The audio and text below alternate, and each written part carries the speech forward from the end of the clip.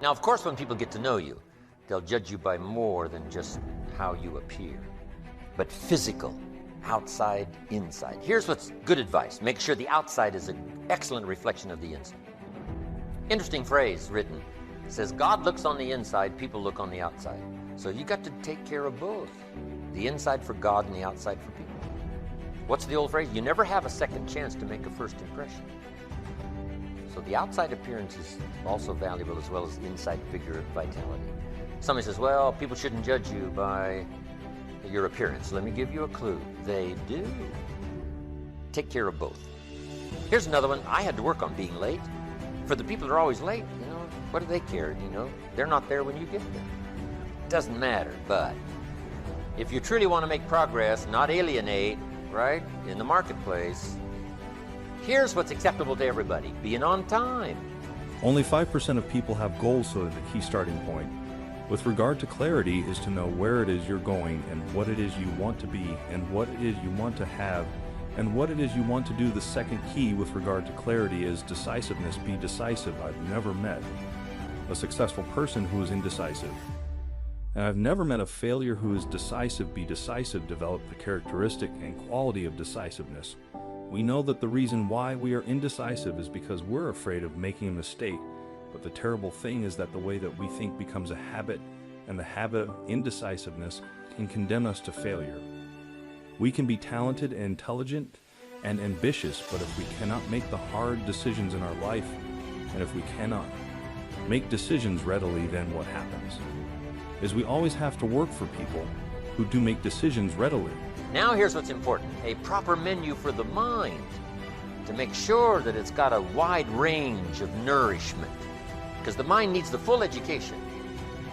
Now that starts to develop the foundation for what we call a good life, a productive life, a fulfilled life. And we need this mental input. 2 days is a little staggering in terms of sort of a crash program. And you couldn't do it every week, a couple of days every week. That would be too much. But a couple of days to just really concentrate for a while. Hopefully I send you away from here tomorrow a little mind weary, right? Of taking all these notes and trying to get it all and trying to think about it while you take notes. I know it's an intense session of a couple of days, but I'm telling you, it's going to be so valuable for me to express it and for you to get it. Because then you just load up your wagon full of stuff here. Mental wagon to take it home and sort it out and decide what's valuable to try today, some that you're going to think about a little bit later, but now at least you've got it, you've got it, you've got it. 80% of decisions should be made the first time they come up. And if you make decisions every single time they come up, sooner or later you will develop the habit of decisiveness. You'll be very clear about what it is you want, and it's easy to make decisions if you know what it is you want to accomplish. And the difference between successes and failures is not that successful people make right decisions, it is that successful people make their decisions right. The third point under clarity is to have a vision for yourself and a vision for your life. The key to having a vision is to have a dream. They say in the song, you've got to have a dream if you want to make a dream come true. And you can fulfill your dreams. All the great movers and shakers throughout all of history have been dreamers. They've been people with dreams. They've been people with visions. All leaders have vision. In the Book of Solomon it says, where there is no vision, the people perish. And the metaphysical meaning of that is that where people lack vision, they perish inside because they lose the excitement and the thrill of life. 25 years old. Make enough mistakes. Don't worry. You fall, you stand up. You fall, you stand up. Enjoy it. 25 years old, enjoy the show. Enjoy the show. From 30 to 40 years old, you have to think very clearly. Were you working for yourself if you really want to be entrepreneur? So 40 to 50, think about how can you focus on things that you are good at. But when you are 50 to 60 years old, work for the young people, because young people can do better than you. So rely on them, invest on them, making sure they're good. To get the most out of the 2 days, here's number one. Everybody would agree on number one. Be thankful for what you already have. Here's the next one. Be eager to learn. I know all of you already know a lot, but be eager to learn the rest. I've learned a lot in my years, but I'm eager to learn the rest.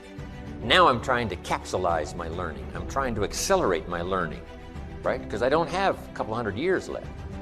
So I've got to accelerate my learning curve, especially in the next 4, 5, 6, 8, 10 years. And I'm asking you to do the same. An accelerated learning curve to maximize the time. To learn as much now in 1 year as you used to learn over 5 years. Just accelerate the curve. Eager to learn. No matter how much you know, you can always learn a bit more. Improve your life, sometimes to a startling degree. It was exciting when you win, it's exciting when you lose, because the process should be exactly the same. Whether you win or you lose, as you go back and you look and you find things that you could have done better, you find things that you've done well that worked. You figure out, how did they work? Why did they work? How can you make them work again? It's time to pull that energy from fear, doubt, anxiety out of competition and comparison. If you're going to get it done, I need you to listen and focus. The people that are living their dream of finding winners to attach themselves to the people that are living their dreams of a people that know that if it's going to happen, it's up to them. And they're resolving within themselves, it's not over until I win. Now, fear and courage tend to be habits. That if you are afraid and you give in to the fear and you back away, it becomes a habit to back away whenever you're afraid or unsure.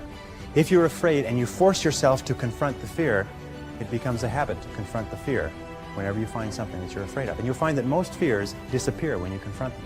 Dare to go forward in your life. Dare to go forward in the direction of fulfilling your potential. When I was, many years ago, I was a karate student. I was also a karate instructor, and I competed in 3 international championships. And one of the things that I learned from my best karate instructors, and I studied under 6 world champions, is they told me that when you fight, always move forward. Even if you're only moving forward half an inch at a time, just always move forward. So when you're moving forward, 100% of your attention is forward. But if you're moving backward, even a half an inch at a time, half of your attention is always behind you and where you're going. So always move forward. So here's what we teach kids. The best is discipline of your resources.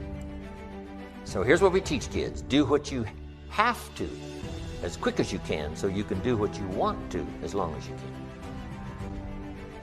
Do what you have to. Save your money. Invest your money. Do what you have to. Conserve your resources. Exercise the discipline now, because then that later leads to many years of self-satisfaction. So that's what education is all about. To turn around what seems to be our best interest and say, no, now I understand that isn't what's best.